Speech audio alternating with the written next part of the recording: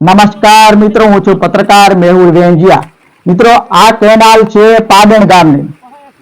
પાડણ ગામની આજે 3 ડિસેમ્બરના રોજ પાણી છોડાતા માઇનોર કેનાલ તૂટી ગઈ છે।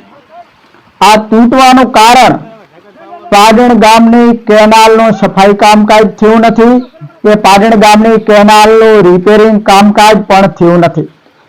પાડણ ગામની અંદર સફાઈ પણ ખેડૂતો જાતે કરે।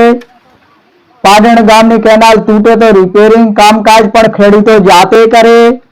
તો નર્મદા વિભાગ જે કોન્ટ્રાક્ટર પદ્ધતિથી જે સફાઈ અને રિપેરિંગ કામકાજનું જે ટેન્ડર આપવામાં આવે છે, એ ટેન્ડરમાં સફાઈ બિલના નાણાં જાય છે ત્યાં કોના ખિસ્સામાં જાય છે?